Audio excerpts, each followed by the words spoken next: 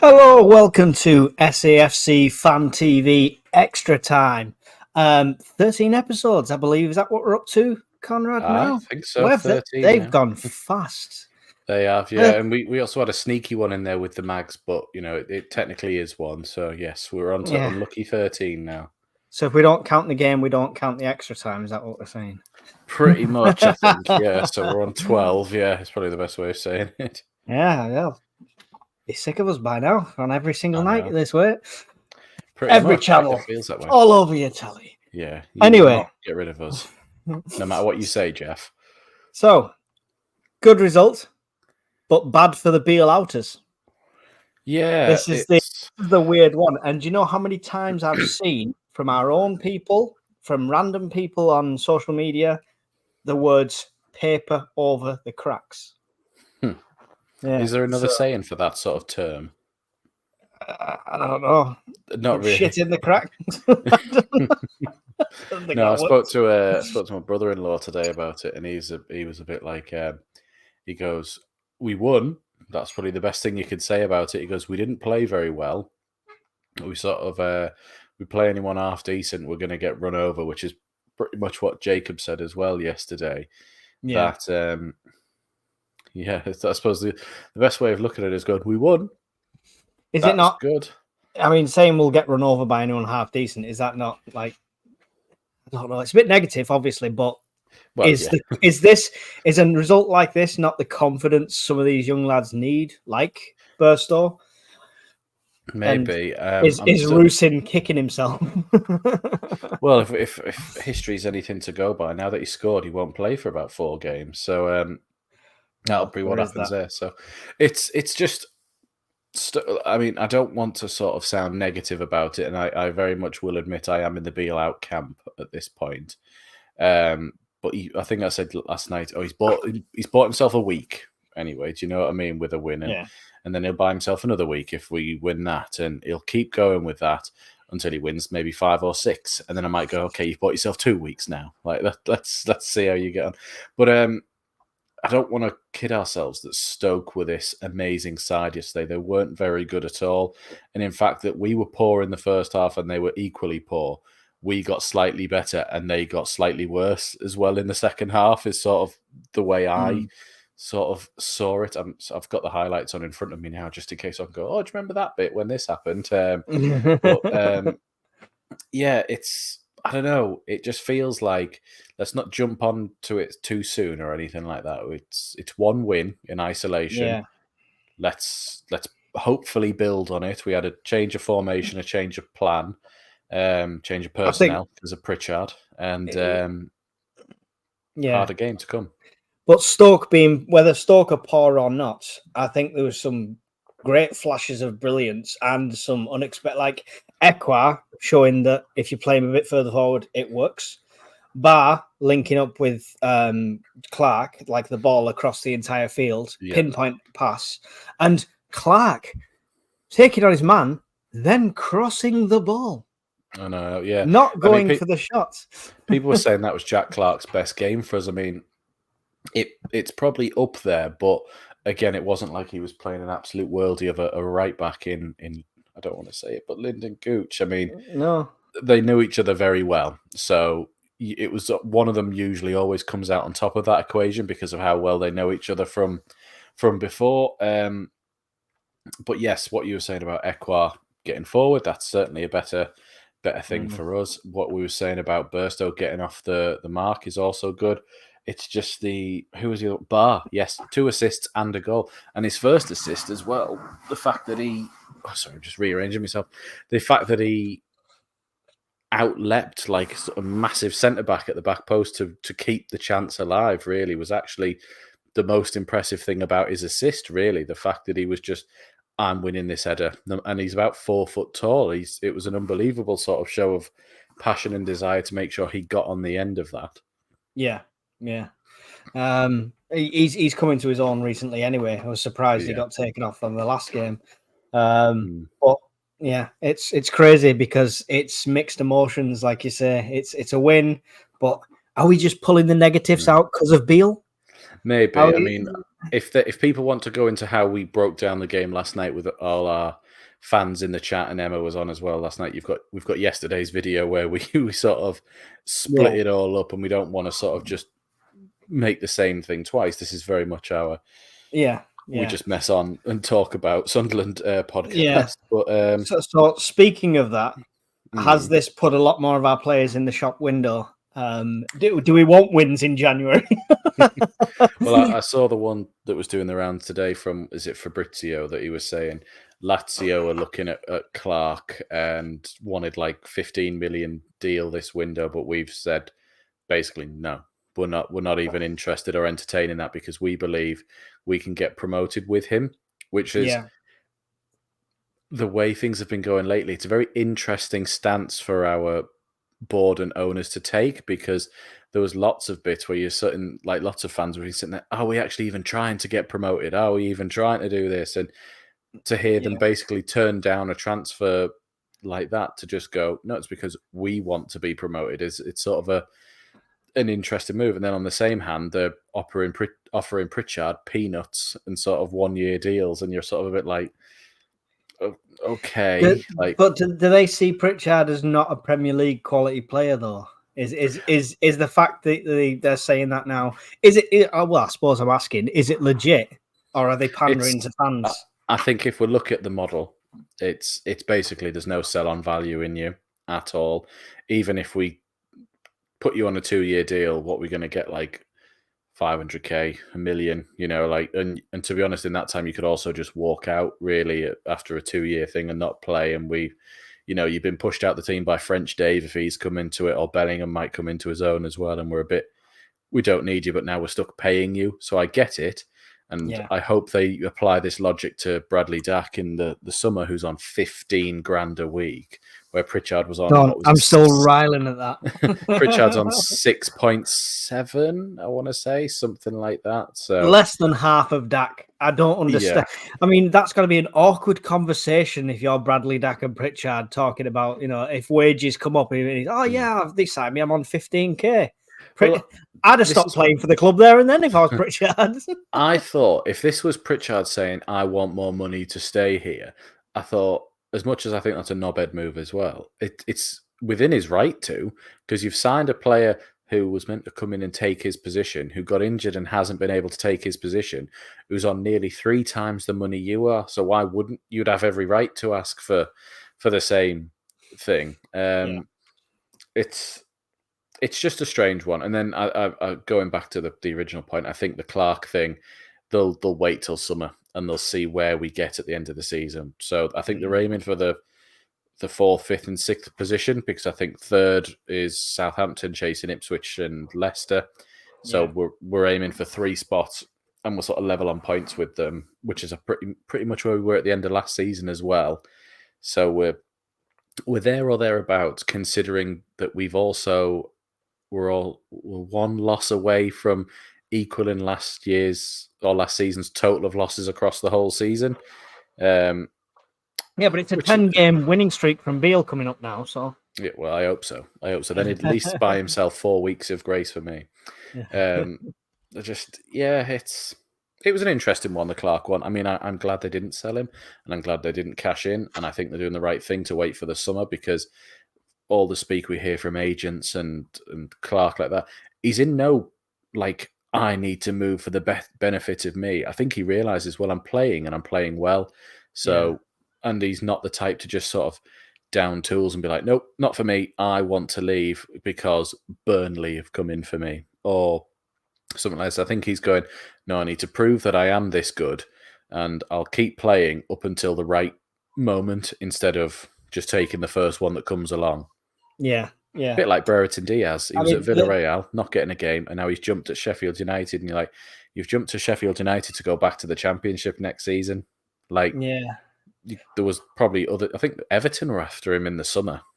See, the thing is that I don't know what you've read it on or the details you've seen, but I saw it on a post on Twitter, and it said that they knocked back this offer, and that if he went, it'd be in summer and it'd be like 30 million euros. Yeah, that's exactly what I saw. Yeah, is that them saying that, Or is that us saying that?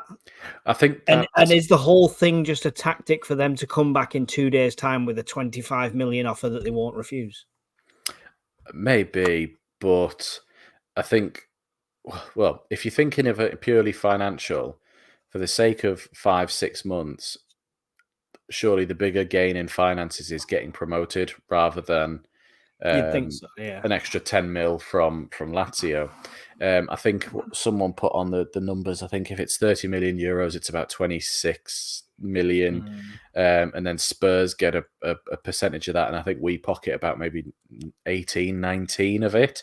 So, which is still fantastic for the money we paid for him. But if you're sitting there thinking, well, hang on, why are we could do a deal for 25 million with most teams. That's what we were holding out for Burnley in the summer anyway. And he's doing just as good as he was last season in a worse team. In my opinion, the team is slightly worse than last season, but we're there still. The worrying thing for me is if transfer rumours are true, 2 or 3 of the rumours that have come out are players that are potential Jack Clarke replacements. And that's how it's worded within the rumours. So that's the only thing that makes me think, is this a ploy to get more money? I think they're looking early, and because I know we've all had our say on KLD and Speakman and that, but they have made some clever decisions and some good decisions. We have to give them credit for that, as well as they've made some absolute shockers. Not so much on the players, I don't think. I mean, I know we've got 4 strikers here that don't really score, but Dak. we're 5. Yeah, okay, Dak. There you go. There's one. But we're 5 months into the experiment on the strikers, really, aren't we? And apart from that, we're all sort of doing all right still. That experiment would have been perfect. It would have been great, and these strikers would have had under 23's time, under 21's time. The odd game where they subbed on, if we still had that experienced striker like Ross Stewart. That's what we've been missing since day one. A solid guy who can do the first 70 minutes, bag us a couple of goals, then bring on these young lads, and that's how we develop them. Not and even deep end. We had Broadhead 2 years ago, and fans were clamouring to get him back, and it was a bit of like, I don't know if he'd actually step up. And for Ipswich, he's proved that he can clearly do it at this level and still be a nuisance striker that he was, and he did play well with Stewart as well. So we've sort of missed the boat with that one. I never really rated Sims that much. I thought he was all right, but is he better than what we've got? Well, yeah, he scored about 6 or 7, didn't he, in his first sort of 4 or 5 months? Yeah, he's another one of those that I think would be much better as a strike partnership rather than a solo striker. Yes, it takes a special person to be that single striker. He played so much better when he had Stewart with him. Every time, like that, I looked to his debut, the Bristol City game. He scored 2. I think he scored then 1 against QPR the game afterwards. He just always seemed to be better. And then if you look at when his next goals came, it always seemed to be when Ahmad was sort of pushing up with him and taking it from there. So it's, I mean, again, circling back to the original point, I think they can make some smart decisions, and I think they're just trying not to be seen to be like, oh, someone's given us money, yeah, go. Like, they're being a bit like, well, hang on, what's the benefit for us? Why would we, jump at the first bid that comes in when we actually think, well, hang on, we could pocket an absolute shitload more money if we get promoted with him. So let's give that a go first, and then we'll assess where we are in the summer. It's right for them to, though, start looking for his replacement now, because you want to almost, even if Jack Clarke didn't go, maybe get one of them if you can, and not on loan, an actual signing. Let him bed in, let him sort of get used to the team so that then next season he's ready to go. Yeah, I mean, we've been looking, I don't know if you've seen, we've been looking at another United player, this Omari Forson. Okay. And he's same position, Jack Clarke, but I think he can play on both sides, right and left. Okay. But in 9 games, he scored 7 goals and got 2 assists. And this is the under-23 team sort of thing. But he potentially looks great. But I don't think we'd get a permanent signing from someone like that from United. We don't think, unless it was some sort of coup like we did for Clarke, where we offered 30% of the resale, blah blah blah, and all of this. Well, that's exactly what I was going to say. I mean, if you look at someone like Sirkin, or if you look at someone like Ekwa and Elise and the ones you mentioned, that's probably how we got them. We get them on a fairly cheap deal, but we sort of say, but we'll do all the legwork for them if you give us them fairly cheap. But if they come good, you get some extra money out of it. And if they don't come good, oh well, you didn't lose anything anyway. You know, that's the sort of deals that I think we had to go for, and it worked. It got us out of a division, and then it seemed to work again. Like if we look at Ballard, it cost us 2 mil. And every time I think that we're looking at selling him, we're talking over 10 or 15 each time. And you're sort of going, well, that's exactly where it should be, if not more. This fights the corner for KLD and Speakman have done a good job though as well, doesn't it? It's kind of we contradict a lot at the moment.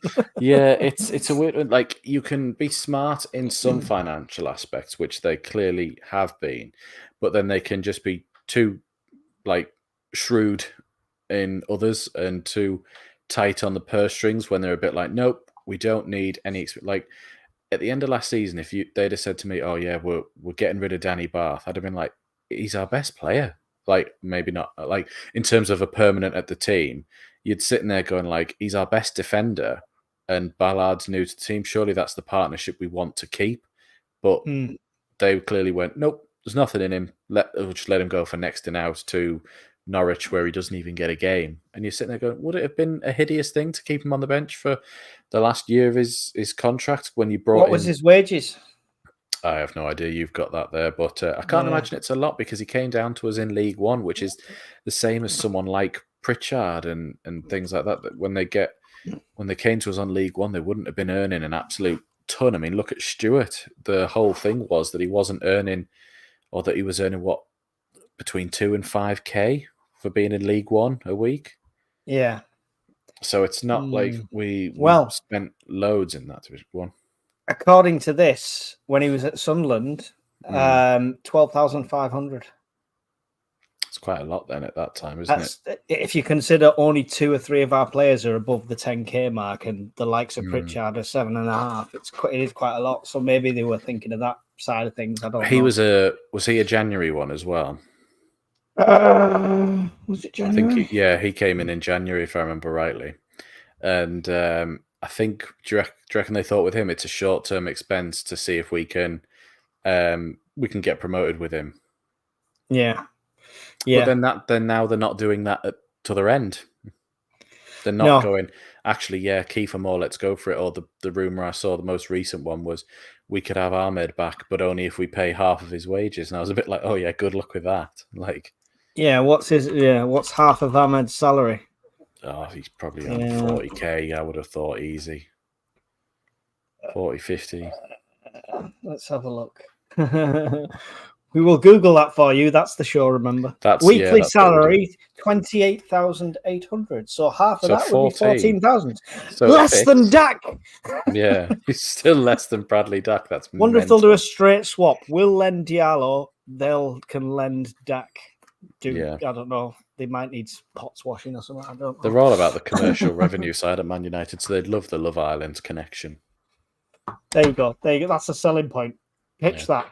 They found their level today when they were playing Newport. I don't know if any of you watched that one, but it was quite amusing to watch them coast into a 2-0 lead inside like 10 minutes and then throw it away. I've not seen it. I've not. They did win in the traveling all day. I was hoping that Diallo did come on, but there was also part of me going, actually, don't come on. Like, I really don't want you to, because if you get injured, then that's it. We won't look for anybody else. We're just going to look for you. So did he come on? Let me have a look. Did he come on? I don't think. Was he on the bench? Was he available? He was. Yeah, that's the first thing I looked at when the team took on. He was on the bench. But, and this is a very loose term in how I'm saying it, Anthony did all right today for Man United. Yeah. So they probably thought, actually, he's been that rubbish. Let's let him carry on while he's doing half okay. Yeah. I can't. If it's not done already, I can't see it. I get. No. We do get. I do think we're going to get some last minute signings on deadline day. I think it's going to be a Donald Stewart jobby where he's offering ridiculous money for a couple of players that we shouldn't even have. A Donald Stewart jobby. Was it him? It was him that negotiated Grigg, wasn't it? Donald jobby. Stuart Donald, that's it. Donald Stewart, Stuart Donald. I know. Either way, he's definitely a jobby. Yeah, true. he was the Will Grigg one, yes. The sort of silly money behind that one. But I think that's where Speakman and KLD differ to him, but that can be a negative as well, as I think with a proper striker at the end of last season when Stewart got injured, we would have walked into the higher up the playoffs, if not automatics. Yeah. It's difficult. But he did say when he talked about transfer, Speakman, that he's got offers out there, didn't he? So there still could be. I think there'll be quite a few last minute ones, but I think we're going to be just like, who's he? What's son? I'm going to have to Google him. What's this? Who's this? That's the kind of signings we're going to get. if I'm giving them any other credit as well, I think they're always looking, which I think is a smart thing to do. They're always looking for where can we actually get a player in, where are we a bit short on the ground in terms of a next one through the door for low money that we can sell on. I think they're always looking, which is a very smart thing to do if that's what they're doing, instead of just going, who's available now? Like, they're just sort of keeping an eye on things, which is why if they are looking at left-sided replacements, it's a good thing to start looking now or even start getting them now. So, deadline day passes. Nobody comes through the door. Nobody's confirmed. Are you happy with the team, and can we get promotion with this team? Or do we need a couple of bodies through the door? See, I would say we need them because I want us to have a stronger spine of the team. I want us to have goals in our forwards and just a bit more experience in the starting 11.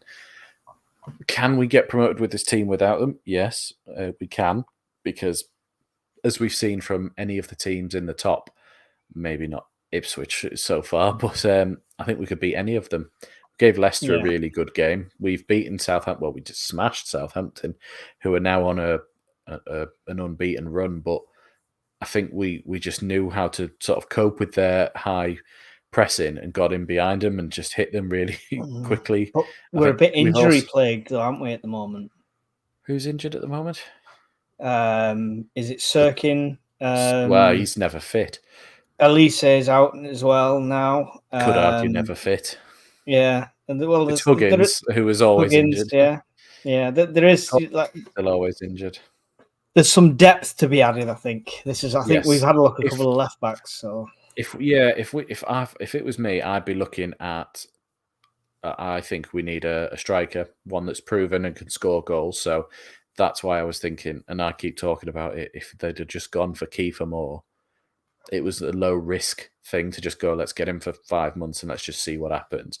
I think we need a sitting defensive midfielder, an actual sitting defensive midfielder, although I'm quite intrigued to see where this Beale sort of situation, if he keeps it with it, goes, where there's no sitting midfielder, they just alternate and seem to sort of take it turns as they did yesterday. And we definitely need another fullback. I mean, I know we've got Seals who can play right back, Hume who can play right and left, but after that, there's nobody else. I think we need a good, solid centre back. Oh, and we need another keeper. I always think, because I think Patterson might go in the summer as well with no promotion. Yeah, an experienced keeper would be nice, but I think we need a centre back. I think O'Nien needs to be out of that position. I'd put Seal there, man. Just like. When we first got O'Nien, wasn't he a right back for us in League One anyway?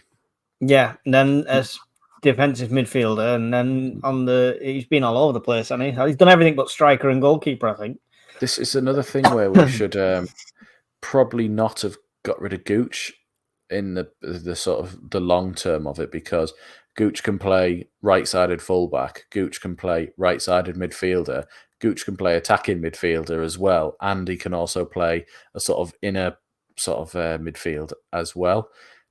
And you're now looking at that going, well, we wouldn't need another fullback if we had you as well, because we'd have 3 right backs where one could play over the other side.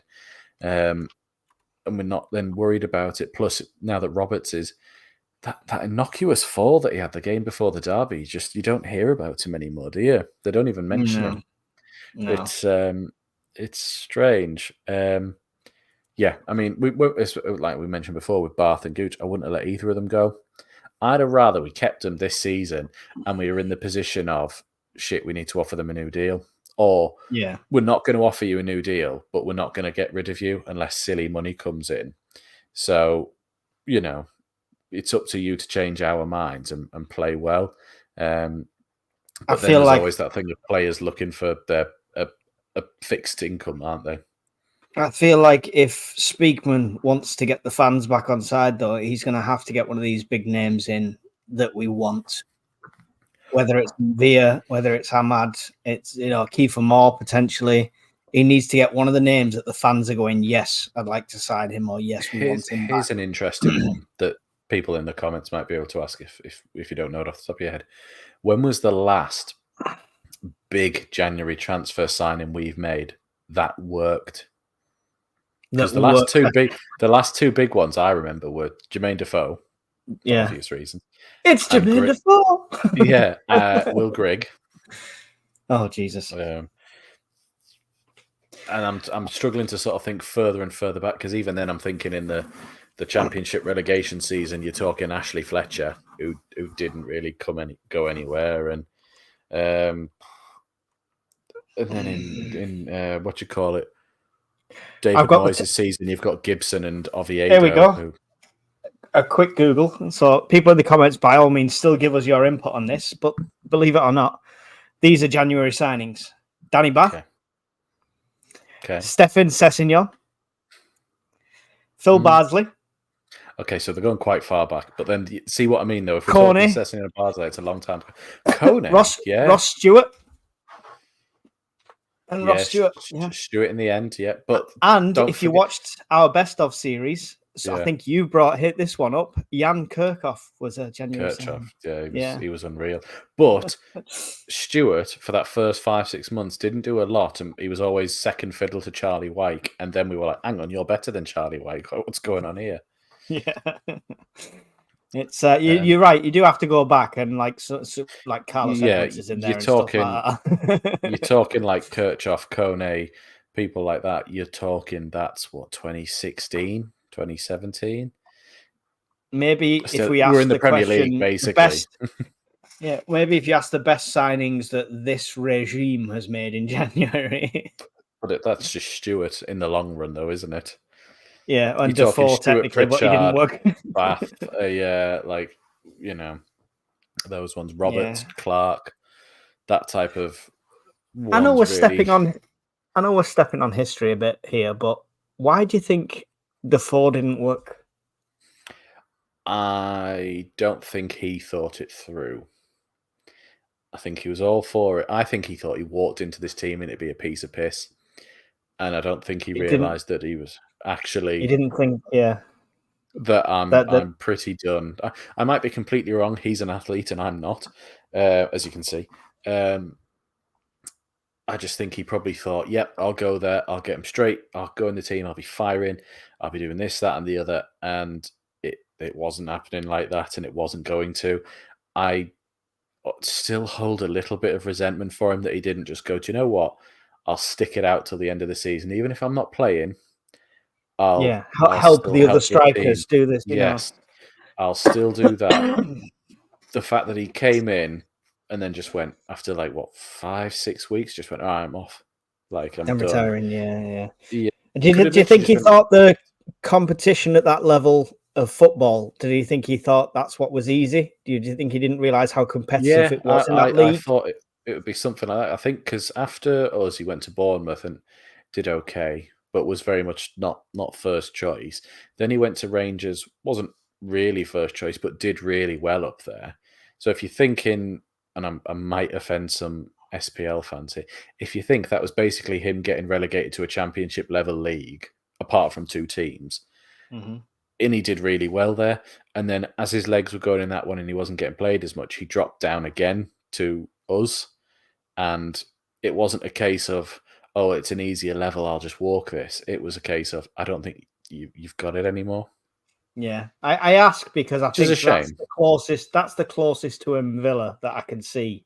He's this player that's got on a bit now, thinks he can come back in and walk it.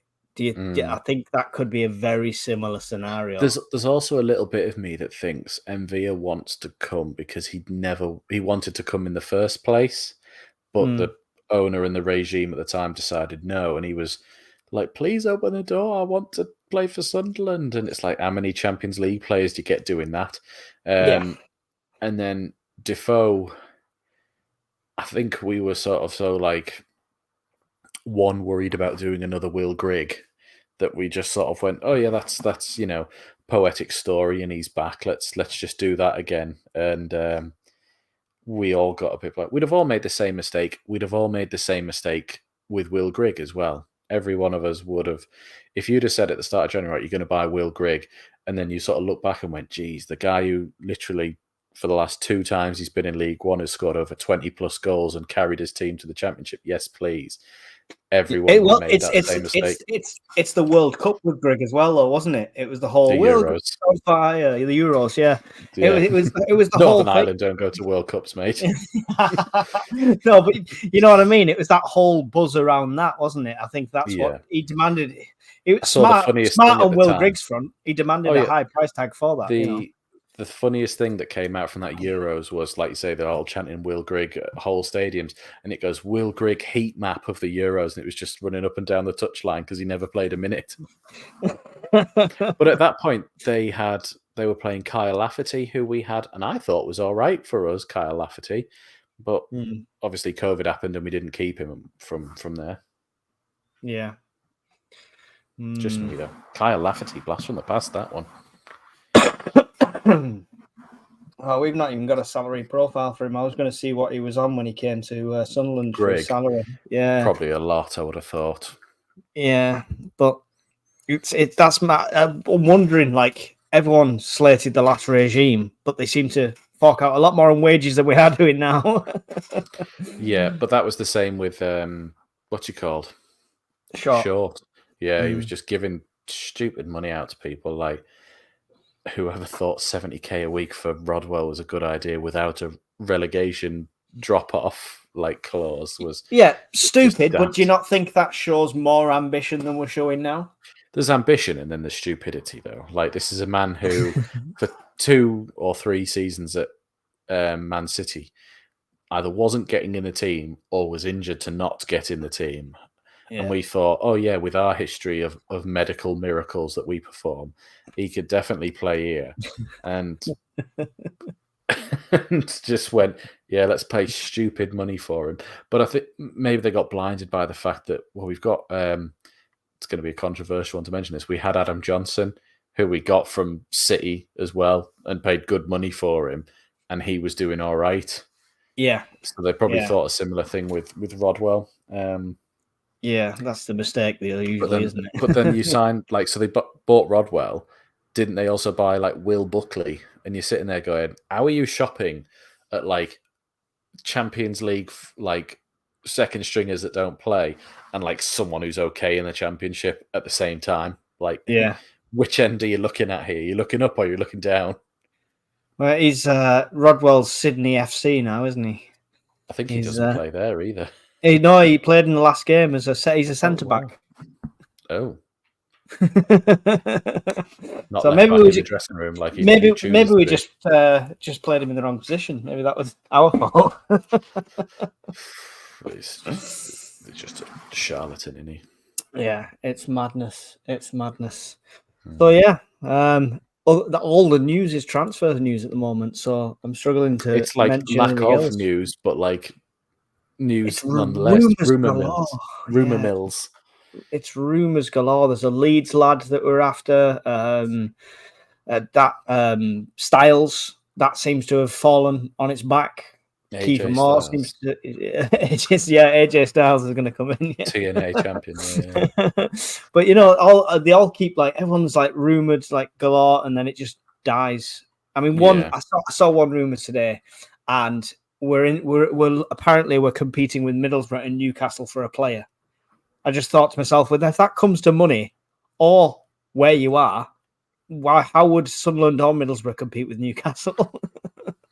I think it'd be what's your ambition, money or game time?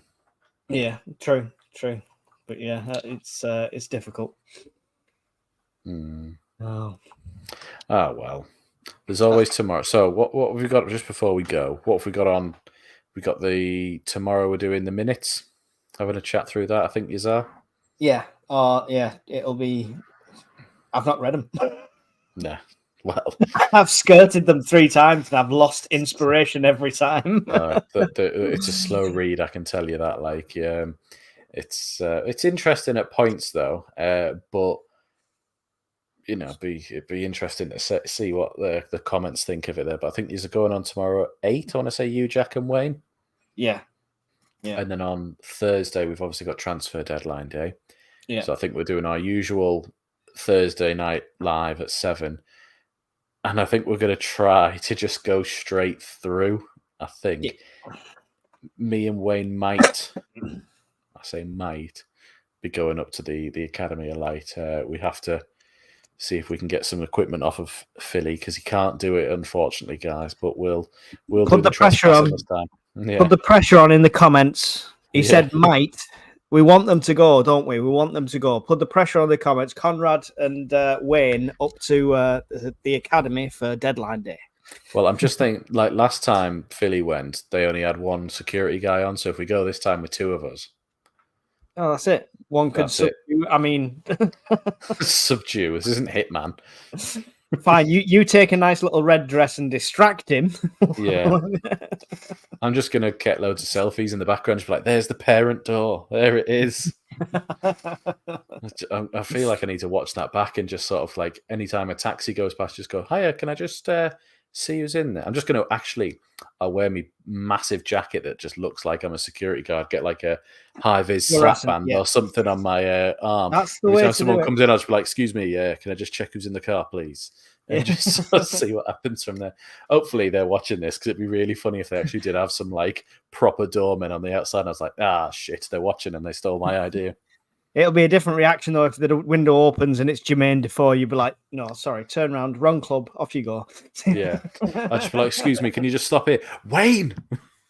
Get in, stick the camera through the door." No, and then if I see like Jack Rodwell coming back, I'd be like, "You better be here to get some boots or something, pal." Right. So what we're saying, you need to take a high vis and the armband and a stinger for the tires if Rodwell starts driving towards the club. Yeah, or just like super glue the door shut or something like that if I get the opportunity. Just no. I genuinely believe. This is my blind faith for the club, like I always have, but I genuinely believe we'll make some sort of signing that's a fan pleaser on the night. Because it's just like this regime. They know that the fans are not on side. How do we do this? This is how we do it. I'd like it if they suddenly just went, do you know what? 2 years ago, you broke it into it. Do you just want to come in and see him? And I'd be like, oh, yeah. Go on then. Yeah. You don't try, if you don't try, you don't get. So, exactly. So we'll see what goes on. This is where they'll do it at the bloody stadium, and we'll be at the other side of town. Yeah. Never mind. But make sure you got them scooters ready. You know, the little credit card scooters you can zip across. Job done. Exactly. So yeah.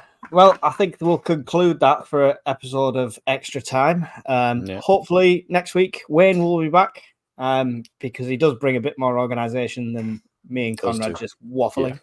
Pretty much. And to be honest, I feel like I'm on so many shows with Fan TV at the moment that I feel like I'm repeating myself day in, day out. The first 5-10 minutes, I was going, I'm just saying the same thing. I'm just saying the same thing. So glad we did our usual of just pivoting away from actually anything important about Sunderland. Yeah, let's pivot onto hair dryer. Why aren't the hand dryers working this one? Yeah, the bloody hand dryers in that generator, man. So thanks for tuning in. If you're on Spotify or if you're watching on YouTube, it's much appreciated. Make sure you give us a like, a share. If you're new, subscribe, and loads more content coming your way. Conrad, do you want to say goodbye to the viewers and listeners? Goodbye, everyone. Thanks for tuning in. Hopefully we're not repeating ourselves too much, but appreciate you watching and supporting us. Right, and Are you going to do the clicky thing? Because I'll do the clicky thing. Yeah, we'll do the the clicky thing. Yeah, super organized. Last thing I will say, I know I've already said goodbye, everyone, but we are still looking out for anyone that wants to volunteer. If you want to be on SAFC Fan TV, whether it's as a guest, presenter, or out in the field, then contact the channel. You can find our contact details on the page, on the about page. In the description as well now. In the description as well. You can find our details everywhere. Make sure you chuck us an email, and we'll love to meet you and see if you fit and get on board. See if you fit. That could be. Well, you know, it's got to be a culture fit. You've got to put up with us, for God's sake. Yeah, you know, just the way you said it was a bit pervy. I have to check if you look good first. And they're like, "How did you get past that test, Conrad?" It's like, I was a lot slimmer back then. That's it. How did any of us get this job? Yeah. No? If you've got a face for radio, join us. Yeah.